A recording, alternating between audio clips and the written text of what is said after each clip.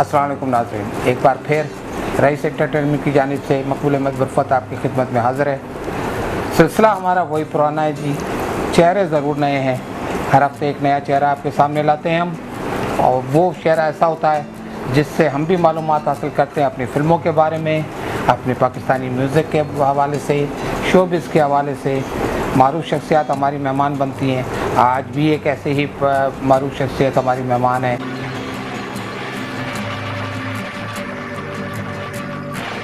एक बार मिलो हमसे तो 100 बार मिलेंगे।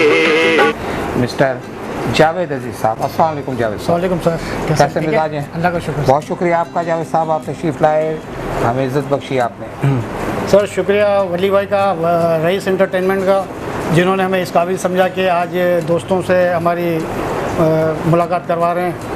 और उनके इस चैनल के थ्रू मैं यही कहना चाहूँगा कि वली भाई का ये एक बहुत ही अच्छा और मुनफरिद आइडिया है, जो फ़नकारों से वाबस्ता, फ़िल्मों से वाबस्ता या इस शोबिज़ से वाबस्ता लोगों को, उन लोगों से भी मुतारिफ़ करवा रहे हैं जिनसे हम मतलब नहीं वाकिफ़ होते, लेकिन इस उनके चैनल के थ्रू वाकिफ़ हो रहे हैं। तो बहुत से लोग ऐसे भी होंगे बुरफत भाई कि जो मुझसे वाकिफ़ नहीं होंगे, लेकिन मेरे नाम से वाकिफ़ होंगे। तो आज वो जब ये देखेंगे यूट्यूब पे मेरा इंटरव्यू, तो उनको भी मेरे से आगाही हासिल हो जाएगी। यकीनी तौर पर ऐसा ही है, बिल्कुल आपने सही निशानदेही की। जावेद भाई, मैं तो आपको ज़ाती तौर से जानता हूं, लेकिन हमारी नाज़रीन के लिए आपसे कुछ सवालात ज़रूर पूछूंगा मैं। जी ज़रूर। कि आपकी कहाँ की आपकी पैदाइश है, बचपन आपका कहाँ गुजरा, और आपकी रिहाइश अब कहाँ है? सर पाकिस्तान बनने के बाद हमारे जो पेरेंट्स थे वो यहाँ पे जमशेद रोड पे आके आबाद हुए थे, लेकिन यहाँ पे फिर आग वगैरह लग गई थी, तो इन लोगों को कोरंगी में सेटल किया गया था। तो यूँ समझ लें कि मेरी पैदाइश भी कोरंगी की है, और मैं अब भी वहीं रहता हूँ, यानी कि पैदाइश भी वहीं की है और रिहाइश भी वहीं की है। और एक अरसे से हम लोग वहीं रहते हैं, और हमारी पूरी एक बरादरी है, काठियावाड़ बरादरी, जो कि वहाँ रिहाइश पजीर है। तो इस हवाले से हमारी सबकी रिहाइश वहीं है सर। कोरंगी लांडी हमारे शहर का एक नया अलग से शहर है, और वहाँ पर बड़े फ़नून लतीफ़ा से मोहब्बत करने वाले अदाकार भी हैं, सदाकार भी हैं, फ़नकार भी हैं। बहुत ज़रख़ेज़ इलाका है वो। और फ़िल्मों के हवाले से अगर बात की जाए तो फ़िल्मों का शौक़ आपको कैसे हुआ? बुरफत भाई, फ़िल्मों का शौक़ तो ये है कि मैं बचपन से ही, क्योंकि मेरे जो बड़े भाई थे इब्राहिम, वो शुरू से ही शोबिज़ मैगज़ीन और न्यूज़पेपर वगैरह लाते थे, मंथली तौर पे भी और वीकली तौर पे भी जो मैगज़ीन निकलते थे, तो वो लाते थे। तो वो मैं भी फिर पढ़ता था, तो उसको पढ़ के जो है वो डेफिनेटली मुझे भी शौक़ फ़िल्मों की तरफ रहा। और एक अरसे तक मतलब जो है जो पुराने अखबार आते थे, जैसे हमारा निगार हो गया, नूरजहाँ हो गया, संगम हो गया, उस ज़माने में चमनिस्तान एक आता था। जी, एक वो अखबार भी मुझे याद पड़ता है। और शमा मैगज़ीन लाहौर से जो आता है, इसके अलावा दूसरे सब मैगज़ीन थे, रोमान वगैरह, वो सब बड़े भाई ख़रीदते थे, तो वो घर में पड़े रहते थे, तो मैं भी फिर देखता था। तो उनको पढ़ के बस शौक़ हो गया फ़िल्मों का, और फिल्में देखनी शुरू की। तो इस हवाले से मतलब मैं ये कहना चाहूँगा कि इस तरफ मतलब मैं इस बड़े भाई के अखबारात के थ्रू आया। कौन सी फ़िल्म देखी ज़िंदगी में सबसे पहली, और किस उम्र में देखी? बुरफत भाई, उम्र तो मुझे सही याद नहीं होगी, लेकिन मुझे जो याद आती है सबसे पहली फ़िल्म जो मैंने देखी थी वो थी नसरुल्लाह भट्ट साहब की आज़ादी, जो रानी और नसरुल्लाह भट्ट की आज़ादी। बिल्कुल वही थी, क्योंकि मुझे वो फिल्म याद है कि वो मैंने फ़र्स्ट टाइम देखी थी लाइफ में, और बामुश्किल मेरी उम्र 5-6 साल 7 साल होगी। अच्छा, इतनी छोटी उम्र में आपने वो फिल्म देख ली। उस वक्त फिल्म बिनी का शौक़ भी होता था, और कोरंगी में तो काफ़ी सिनेमा थे, बल्कि एक दीवार के साथ मिले हुए 4 सिनेमा थे। उन सिनेमाओं के बारे में कुछ बताएंगे मेरे नाज़रीन को? हाँ, ये जो हमारी कोरंगी है उसमें पहले जो 4 सिनेमा थे, उनमें जैसे ज़ीनत, गालिब, नसीम, नसरीन, ये एक ही मतलब दीवार के साथ बने हुए सिनेमा थे, जो कि इस वक्त ख़त्म हो गए। इनमें से ज़ीनत चल रहा है, ज़ीनत जो है वो इमेज के नाम से चल रहा है, जबकि नसीम चल रहा है। गालिब जो है वो बंद हो गया है, और नसरीन की जगह अल जदीद शॉपिंग सेंटर बन गया है। तो इन सिनेमाओं पे ये है कि वहाँ पे हम लोग की बैठक होती थी सामने होटल पे, तो देखते थे, तो चले जाते थे फिल्म देखने। और हमारा ये शौक़ वीकली होता था, क्योंकि जुम्मे वाले दिन छुट्टी होती थी उस ज़माने में। तो ऑफिस वगैरह से या फैक्ट्री वगैरह से या तालीम से फारिग होने के बाद लोग जब वहाँ बैठते थे और फिल्म देखते थे तो वहाँ पे ये था कि चारों सिनेमा जो है वो फुल होते थे, चाहे कौन सी भी फिल्म लगी हो, कैसी भी फिल्म लगी हो। उस वक्त फिल्म देखने का जो शौक़ था वहाँ पर लांडी कोरंगी के अवाम का वो बहुत दीदनी था और लोग जो है जोक दर जोक मस्दा की छतों पे और आते थे। उस ज़माने में मुझे अच्छी तरह याद है, रोड ब्लॉक हो जाते थे और ट्रैफिक जाम हो जाता था जब फिल्म ख़त्म होती थी और लोग बाहर निकलते थे सिनेमा से, क्योंकि वो सिनेमा रोड के साथ ही सब बने हुए थे। जी जी, मेन रोड पर ही है जी, तो वो इस हवाले से जो है वो काफ़ी मतलब गढ़ रहा फिल्म बीनी के हवाले से। तो वहाँ पे हम लोगों ने फिल्में देखी और फिल्में देख देख के जो है वो बस अभी तक वो शौक़ कायम है मेरा। काफ़ी लोगों ने वो शौक़ ख़त्म कर दिया। मेरे बड़े भाई हैं, उनका शौक़ भी ख़त्म हो गया, वो इस तरफ नहीं है। वो मतलब माशाल्लाह 5 वक्त नमाजी भी हैं और दूसरे भी बड़े अच्छे काम कर रहे हैं। थोड़ा अर्सा पहले काउंसलर भी रहे थे वो, तो अब उनका शौक़ नहीं है, लेकिन मेरा शौक़ अभी तक ख़त्म नहीं हुआ। और वो मुझे यही कहते हैं कि यार अब तुम अपना ये शौक़ ख़त्म कर दो, बहुत हो गया। नहीं, ये मंज़र जो आपने अभी बताया कोरंगी के 4 सिनेमाओं का, ये मंज़र हमने भी देखा था। वो दौर था सिनेमा कल्चर का, वो दौर था कि एक दीवार के साथ दीवार लगी हुई 4 सिनेमाएं और चारों पर हाउसफुल का बोर्ड। वो ख्वाब ख्याल हो गए वो बातें और वो चीज़ें, वो दिन हो गए। एक ख़ास बात जो आपके हवाले से बहुत ज़्यादा पॉपुलर भी है, हम तो जानते ही हैं, हमारे नाज़रीन भी काफ़ी हद तक जानते होंगे कि एक हमारे फ़नकार के आप बहुत बड़े फ़ैन हैं, तो उस फ़नकार के हवाले से कुछ हमें बताएं। एक है हम और एक रहेंगे, ये है अज़्म हमारा। वफ़ा लीजेंड जावेद शेख जी जी, मैं उनका एक अदना सा फ़ैन हूँ। ये आपकी ज़रा नवाज़ी, आप मुझे उनका बहुत बड़ा फ़ैन समझते हैं। मैं उनका एक अदना सा फ़ैन हूँ और मैं उनकी जब पहली फ़िल्म कभी अलविदा ना कहना देखी थी, इनकी पहली फ़िल्म धमाका थी, लेकिन जो मैंने पहली फ़िल्म देखी थी उनकी वो कभी अलविदा ना कहना थी। तो उस वक्त से समझ लें मेरे जहन में था कि यार ये अदाकार जो है वो एक वक्त में बहुत बड़ा धमाका करेगा। बेशक वो 74 में वो धमाका नहीं हुआ, लेकिन 83 में वो धमाका हो गया जब कभी अलविदा ना कहना रिलीज़ हुई। मेरा प्यार भी तू, जिंदगी भी है तू। तो उसके बाद उस फनकार ने भी मुड़ के नहीं देखा। लेकिन मैं 88 में तकरीबन जब गरीबों का बादशाह देखी थी और उसके बाद से मतलब उनका फ़ैन हुआ था मैं, तो उसके बाद से अभी तक ये फ़ैन का सिलसिला जो है मैं जारी है। और गरीबों का बादशाह फिल्म देखकर आप जावेद शेख के साहब के फ़ैन बन गए? जी, ये वही गरीबों का बादशाह फिल्म थी गुरफत भाई के, जिसकी रिलीज़ जब बम्बिनो सिनेमा पे हुई थी तो उस वक्त कराची के हालात बहुत बुरे थे। मैं अपने एक दोस्त फरीद भाई के साथ जो है वो फिल्म देखने बम्बिनो सिनेमा पहुंचा था, क्योंकि हमने ये ज़हन बनाया हुआ था कि यार यहाँ नहीं देखेंगे ये फिल्म, वहाँ देखेंगे। तो हम जब वहाँ देखने गए थे और फिल्म देख के जब निकले थे तो पता चला था कि हालात ख़राब हो गए हैं, ट्रांसपोर्ट बंद हो गई है और बहुत ज़्यादा लाठीचार्ज वगैरह हो रहा है और पुलिस और ये सब आंसू गैस और ये हो रहा था मसला बहुत। तो मेरा ख्याल है 3 बजे वाला शो देख के हम लोग रात को 11 बजे घर पहुँचे थे और उसके बाद जो घर वालों ने हमें गरीबों का बादशाह बनाया था लाठियों से और डंडों से। ये घर घर की कहानी है जी। तो बचपन में हम याद सब है अभी तक कि वो बेचारे फरीद भाई भी अक्सर इस मौजू पे हम लोग कभी बैठते हैं तो याद आता है हमारा वो टाइम, तो हम याद करते हैं कि हाँ यार इस फिल्म के दौरान हम लोगों ने बड़ी वालिदैन से जो है वो दाद पाई थी। नहीं, जावेद शेख साहब यकीनी तौर पर हमारे मुल्क का सरमाया है जी। बहुत बड़े फ़नकार हैं, बहुत बड़े आर्टिस्ट हैं वो। और हमारे मुल्क में ये भी एक रिवाज चला है कि परस्तार जो हैं वो अपने अदाकारों को इस हद तक चाहते हैं कि उनको नाम को ज़िंदा रखते हैं।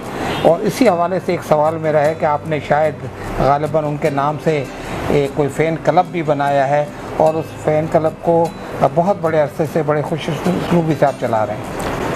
हम लोगों ने पहले आल कराची की सतह पे फ़ैन क्लब बनाया था, फिर सागर भाई की फरमाइश पे या उनके कहने पे हम उनके साथ शामिल हो गए थे, लेकिन वो सिलसिला भी ज़्यादा देर नहीं चला फिर, क्योंकि कुछ इख्तलाफात हो गए थे। फिर हम लोगों ने दोबारा से एक नया फ़ैन क्लब बनाना चाहा तो शेख साहब ने खुद हमें उसका नाम दिया कि आप इसको जो है, क्योंकि मैं इंडिया में भी काम कर रहा हूँ और इंडिया में भी मेरी बहुत अच्छी फ़िल्में आ रही हैं, तो उन्होंने कहा था कि अब आप इसको जो है आल कराची या आल पाकिस्तान ना रखें बल्कि आप इसको इंटरनेशनल कर दें।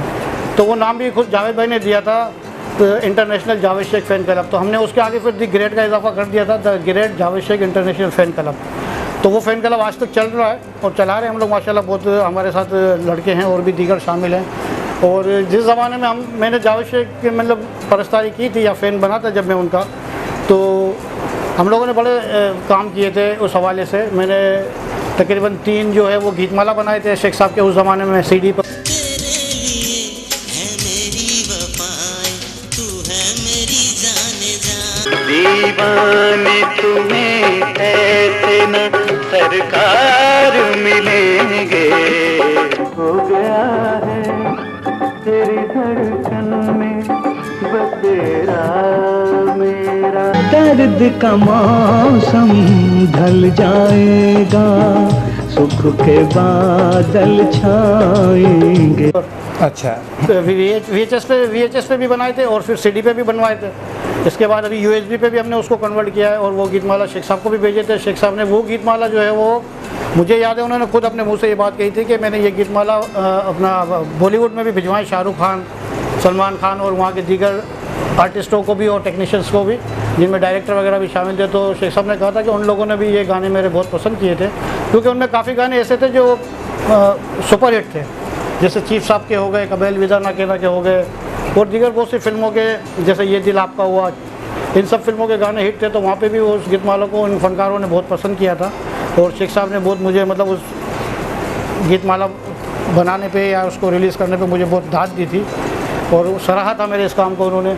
इसके अलावा ये है कि हम लोगों ने काफ़ी प्रोग्राम भी किए, PC होटल में, मेरियट होटल में, अपना दूसरा एक होटल है, क्या नाम है इसका, तो प्लाजा होटल कराची, जो कि अब बंद हो चुका, उसमें भी हमने एक प्रोग्राम किया था।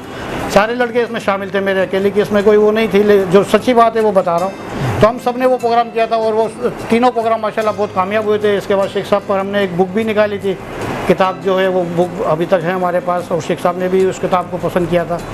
तो वो बुक भी हम सब लड़कों ने बनाई थी और बहुत अच्छी बुक थी वो भी। तो इस हवाले से हम लोग अभी भी गाय बगाए काम करते रहते हैं। अभी थोड़ा टाइम पहले रग ग्रुप पे अपना शाकिर भाई ने जावेद शेख एडिशन निकाला था, तो उसमें भी हम लोगों की काफ़ी मतलब वो थी कंट्रीब्यूशन। तो सिलसिला जारी है। जैसे और आपको जैसे कि बुरफा भाई पता है कि इस वक्त शेख साहब वो वाहिद आर्टिस्ट हैं और लीजेंड इसीलिए हैं कि इस वक्त सारे जितने पुराने आर्टिस्ट हैं, गुल्लू भाई हो गए, बेग साहब हो गए, शाहिद साहब हो गए और दीगर दूसरे बहुत से अदाकार हैं, वो सब घर पे फारिग हो गए। लेकिन शेख साहब आज भी इतना बिजी हैं कि उनकी 2023 में भी तकरीबन इस वक्त 9 फिल्में जो हैं वो ज़ेर तकमील हैं, जो कुछ ईद पर आएंगी, कुछ बकर ईद पे आएंगी, कुछ बीच में भी आती रहेंगी। तो वो आज तक माशाल्लाह बहुत बिजी हैं और इस हवाले से आपको पता है कि वो शेख साहब TV ड्रामों पे भी काम कर रहे हैं, तो TV पे भी उनका बड़ा नाम है। नहीं, यकीनी तौर पर उनका बहुत बड़ा काम है और बहुत अरसे से वो काम कर। नाज़रीन, आपने देख रहे हैं आपके इस तरह के हमारे वो खुशनसीब हैं वो आर्टिस्ट के, वो उनके फ़ैन उनके लिए क्लब बनाते हैं, उनके काम को सराहते हैं। वहीद मुराद काफ़ी अर्स पहले उनका इंतकाल हो चुका है, लेकिन उनके फ़ैन ने आज भी उनको ज़िंदा रखा हुआ है। इसी तरह बहुत से हमारे अदाकार हैं जिनके नाम पर उन्हें फ़ैन क्लब बनाए, वो ज़िंदा पर भी हैं और जो इंतकाल कर चुके हैं उनके नाम को भी वो अब तक बरकरार रखे हुए हैं। जावेद साहब से आपकी मुलाकात होती है? मेरे ख्याल है लातादाद मरतबा उनसे मुलाकात हुई है और अब तो मुलाकात और व्हाट्सअप का दौर है। आपको पता ही है, जब दिल चाहते हैं बात करते हैं, जब दिल चाहता है उनसे मुलाकात भी करते हैं। लेकिन अभी क्योंकि वो थोड़ा बिजी होते हैं ना, तो फिर मैं खुद भी उनको इतना ज़्यादा डिस्टर्ब नहीं करता हूँ, क्योंकि एक फ़नकार अगर जैसे शूट पर है और हम उनको फ़ोन करें तो वो अच्छी बात भी नहीं है। क्योंकि हम जब नए नए फ़ैन थे ना, जब हमें बड़ा शौक़ होता था कि हम उनसे मिलें, उनसे बात करें। लेकिन अब हम खुद भी क्योंकि मैच्योर हो गए, तो हमें भी इस चीज़ का अंदाज़ा है कि जब एक बंदा अपनी जॉब पर है और हम उसको बार बार तंग करें। अब मैं ही हूँ, अगर मुझे जॉब पर कोई बार बार फ़ोन करेगा, जाहिर सी बात है वो चाहे मेरा भाई क्यों ना हो, तो फिर मुझे थोड़ा सा गुस्सा आ जाएगा। जावेद शेख की 3 पसंदीदा फिल्में? जावेद शेख की मेरी जो 3 पसंदीदा फिल्में, उनमें जो डर गया वो मर गया, बारिश, गरीबों का बादशाह। अच्छा, जावेद शेख के अलावा भी आपको, ज़ाहिर है हमारे पाकिस्तान के बहुत अच्छे अच्छे अदाकार हैं जावेद शेख साहब की तरह ही, उनके साथी भी हैं, उनमें से कोई आपको उनकी काम के हवाले से कोई आपकी पसंदीदगी है? मुझे वहीद मुराद साहब बहुत पसंद है।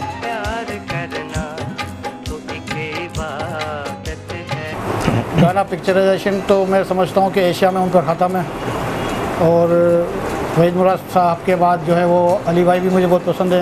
किस तरह जाने वफा शौक का इज़हार कर। दोनों मरहूम हो चुके हैं, हमारी दुआ है अल्लाह पाक उनको जवार रहमत में जगा दे। आमीन। और हमारे मुल्क का असासा थे, बल्कि मैं कहूँगा कि वो हमारे शोबिस के हवाले से हमारे जो नए फ़नकार हैं उनके लिए यूनिवर्सिटी का दर्जा रखते हैं। बिल्कुल, नो डाउट। और अगर फीमेल आर्टिस्ट की बात की जाए?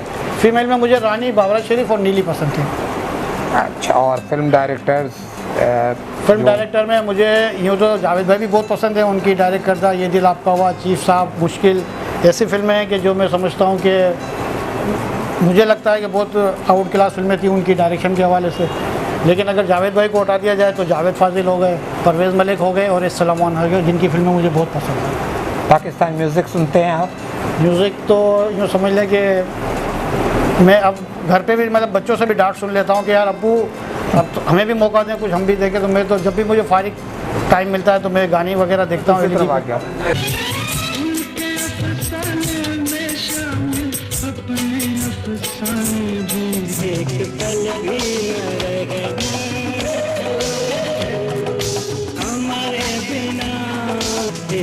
पाकिस्तानी म्यूज़िक भी यकीनी तौर से आप सुनते होंगे जावेद भाई? जी जी। उसमें आपको क्या ख़ास तौर पर क्या चीज़ पसंद है? मुझे क्या स्लो सुनते मुझे हैं आप? मुझे स्लो गाने बहुत पसंद है ना।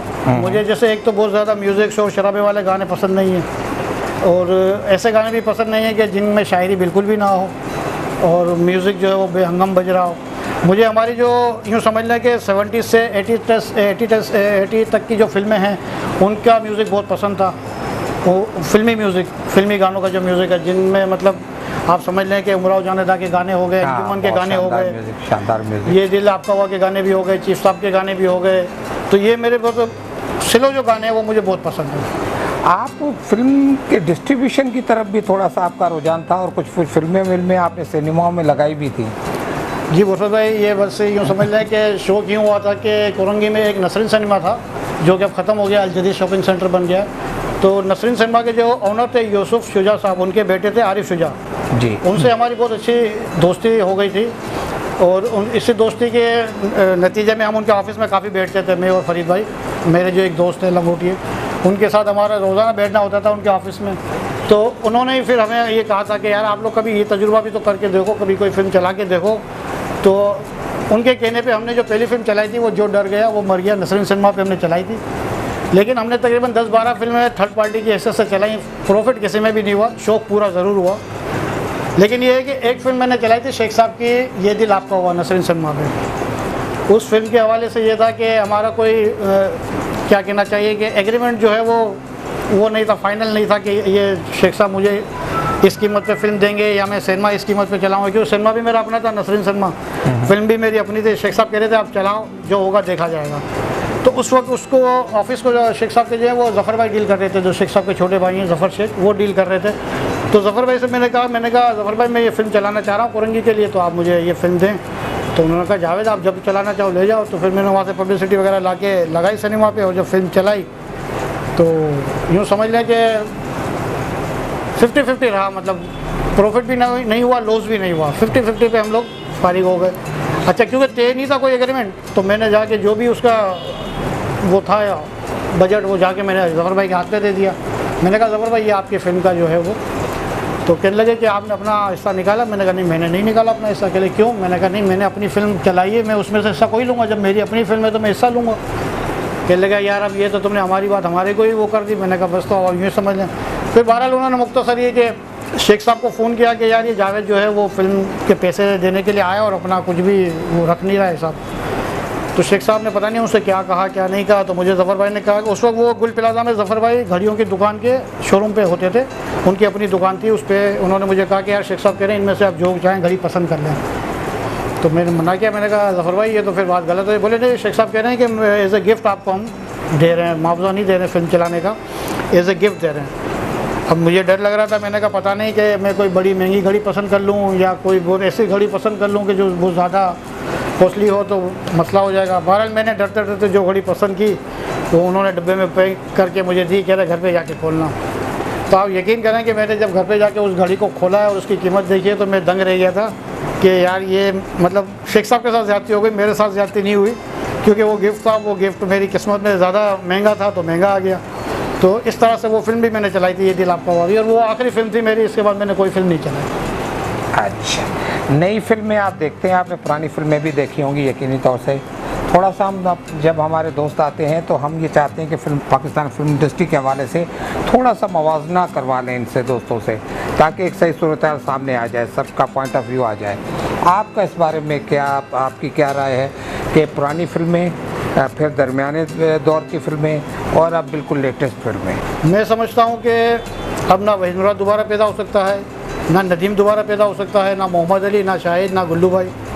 तो और ना ही हमारे मतलब जो टेक्नीशियंस हैं वो भले जदीद से जदीद टेक्नोलॉजी भी लिए हैं, लेकिन ना वो अरमान बना सकते हैं, ना वो अंजुमन बना सकते हैं, ना वो इंसान और आदमी बना सकते हैं, ना वो दूरियाँ बना सकते हैं। और इस तरह की और लातादाद फिल्में हैं जो अब दोबारा मैं समझता हूँ कि नहीं बन सकती, इसलिए कि वो जो यूँ कहना चाहिए कि जज ने जो है वो कलम तोड़ दिया उन फिल्मों को बनाने के बाद ना, डायरेक्टर ने अपना फन ख़त्म कर दिया उन फिल्मों पे, तो वो फिल्में तो अब दोबारा नहीं बन सकती। अब आ गई नई जदीद दौर की जदीद टेक्नोलॉजी वाली फिल्में, तो देखें कि जदीद टेक्नोलॉजी की फिल्में भी हम अभी दुनिया से बहुत पीछे हैं। अगर हम बात करें हमारे छोटे मुल्कों के भी ना, तो हम इंडिया से भी पीछे हैं, मैं समझता हूँ हम चाइना से भी पीछे हैं, और हॉलीवुड तक तो पहुँचने के लिए मुझे लगता है कि शायद सदियाँ लगेंगी हमें, तो हम उनसे भी बहुत पीछे हैं। तो मैं नहीं समझता कि ये टेक्नोलॉजी से भी हम मतलब बहुत ज़्यादा मुस्तफ़ीद हो रहे हैं या उससे कोई फ़ायदा उठा रहे हैं। तो अब बात वही आ जाती है फिर घूम फिर के कि हमारी वो जो फिल्में हैं वो सदाबहार, जानदार और यूँ समझ लें कि सुपरहिट फिल्में हैं। अब उन फिल्मों को आप दोबारा अगर रीमेक भी करेंगे ना, सैयद नूर साहब ने और दूसरे लोगों ने, बहुत से लोगों ने कोशिश भी की उनको रीमेक करने की, लेकिन आप देख लें रिज़ल्ट मेरा ख्याल है 0 था जो फिल्में जो रीमेक हुई, क्योंकि वो जो बना दी ना, एस सुलेमान ने अपनी फिल्में, नज़र शबाब साहब ने अपनी फिल्में, शबाब किरानी साहब ने अपनी फिल्में, या परवेज़ मलिक साहब ने अपनी फिल्में, वो फिल्में अब दोबारा नहीं बन सकती। ना बनने की वजूहत तो मैं जानना चाहता हूँ आपसे कि क्यों नहीं बन सकती। देखें अब वो फनकार नहीं है, देखें अब वो मतलब जज्बा नहीं है, अब वो जोश और जुनून नहीं है, अब फिल्में जो है ना किसी और सिमत पर जा रही हैं। मकसद मेरी जो अपनी सोच है, इसलिए कि अब अगर मेरे पास पैसा आ गया ना, तो मैं फ़िल्म बना रहा हूँ अपने लिए, मैं अपनी हीरोइन भी खुद लाता हूँ, मैं अपनी कहानी भी खुद लाता हूँ, मैं डायरेक्टर भी खुद बनना चाह रहा होता हूँ, तो मतलब कैसे बनेंगी फिल्में आप बताएं। अब वो जज्बा अलग था कि जिसमें पहले तो मेरा ख्याल है कि 6-6 महीने तो शायद कहानियों पे काम होता था और इतना ही ऐसा म्यूज़िक पे काम होता था, फिर इसके बाद देखा जाता था कि यार इसमें मोहम्मद अली शूट करेंगे या वहीद साहब शूट करेंगे, तो मतलब एक बड़े क्या कहना चाहिए प्लानिंग के साथ एक फिल्म जो है वो सेट पर आती थी। ये नहीं है कि बस आज मेरे पास पैसा आ गया, मैंने फ़ोन कर दिया, अच्छा जी आप आ जाओ, अच्छा जी आप आ जाओ, फिल्म शुरू हो गई, पता ही नहीं। फिर वो फिल्म यही होती है कि जितनी जल्दी बनती है उससे भी ज़्यादा जल्दी वो डब्बों में बंद हो जाती है। चलो भाई आप बिल्कुल सही कह रहे हैं नाज़रीन इकराम, ये बिल्कुल ठीक कह रहे हैं। ऐसा भी है। अभी हमारे एक डायरेक्टर दोस्त है, पिछले दिनों लाहौर मेरा जाना हुआ तो उनसे मुलाकात हुई, तो वो बात मैं आपसे शेयर करना चाहता हूँ कि मैंने उनसे पूछा, उनके हर 2-3 महीने के बाद एक नई फिल्म आ जाती है, फिल्म तो आ जाती है लेकिन वो कहाँ लगती है। तो मैंने डायरेक्ट उनसे पूछा कि भाई आप इतनी फिल्में अनाउंस करते हैं, आप सेट पर देखें 7-8 फिल्में आपकी, तो ये फिल्में देखता कौन है आपकी? तो उन्होंने मुझे दोस्त समझकर एक ऐसी बात बताई जो मैं हर जगह कोट करता हूँ। वो उन्होंने कहा कि भाई लोग अब आजकल बाज़, सारे नहीं, सारों की बात नहीं है, लेकिन बाज़ लोग अपनी ट्रिप पूरी करते हैं, तो वो जब आते हैं तो फाइनेंसर वो खुद होते हैं, हीरो भी वो खुद होते हैं, हीरोइन वो अपने साथ लाते हैं। अब वो फिल्में एक हफ्ते 2 दिन के लिए 2 शो लग जाए तो हिस्ट्री में नाम हो जाता है कि जी वो हीरो बन गए और हमारी फिल्म सिनेमा के पर्दे पर चली। हमेशा बिल्कुल ऐसा भी होता है। और लेकिन अब दौर बदल रहा है, दौर के कुछ जदीद तकाज़े हैं, शायद हम कहीं उससे पीछे रह गए हैं। आपके लिखने लिखाने का भी कोई सिलसिला है? हाँ भाई, लिखने लिखाने का भी ऐसा ही है कि जैसे मैंने आपसे शुरू में ये बात शेयर की थी कि मैं शुरू से अखबार पढ़ता आ रहा हूँ, 6ठी जमात से ही या 5वीं जमात से ही, जब भाई लाते थे घर पे। तो इसके बाद मैंने काफ़ी सारे अखबार में लिखा है, मैगज़ीन में भी लिखा है, जैसे निगार हो गया, नूरजहाँ हो गया, मुश्ताक भाई का नाज अखबार था उसमें वो हो गया, नासिर भाई का मूवी हो गया, फिर इसके बाद हमारे ये सुपर स्टार नईम हबीब भाई, उनके मैगज़ीन के लिए भी लिखा। हनीफ शहर का फिल्म सिटी आता था किसी ज़माने में, तो फिल्म सिटी भी मैंने ऑडियो वीडियो सेक्शन किया उनका, लेकिन उनका क्योंकि घर बहुत दूर था, मेरी रिहाइश कोरंगी थी, वो रहते थे मेरा ख्याल है ये सुपर हाईवे पे, तो अब मुझे उस ज़माने में व्हाट्सएप वगैरह की भी सहूलत नहीं थी, तो मैं उनको देने जाता था तो बहुत टाइम लग जाता था, तो मैंने वो सिलसिला भी ज़्यादा देर नहीं चला मकसद। लेकिन ये कि पाकिस्तान से निकलने वाले तकरीबन अखबार और रसाइल में लिखा है मैंने। और आपको एक बात और भी बता दूं कि मैंने जंग में भी लिखा है, लेकिन वो मेरे नाम से नहीं लगाया था उन्होंने, वो उन्होंने अपने ही नाम से लगा दिया था, कह रहे हमारी पॉलिसी नहीं है, राइटिंग आप ही की रहेगी, सब कुछ आपका रहेगा, लेकिन हम अपने नाम से लगाएंगे। तो मैंने बहरहाल दे दिया था, मैंने कहा मुझे तो शेख साहब के हवाले से लिखना चाहिए, लिखना है और उनको प्रमोट करना है, मुझे अपने नाम का क्या करना है, तो वो मैंने जंग में भी समझ ले लिखा है एक तरीके से। चलें जी चलें। नाज़रीन कराम, ये थी हमारी जावेद साहब से हमारी गुफ्तगू। जावेद साहब आपका बहुत शुक्रिया, आप तशरीफ़ लाए और हमारी मालूमात में भी इजाफ़ा किया और हमारे नाज़रीन की मालूमात में भी इजाफ़ा किया। नाज़रीन कराम, अगले हफ्ते फिर मिलते हैं एक नए मेहमान के साथ, नई गुफ्तगू के साथ, और आपके साथ बहुत सारी बातें शेयर करेंगे। मकबूल अहमद गुरफत को इजाज़त दीजिए। अल्लाह हाफ़िज़।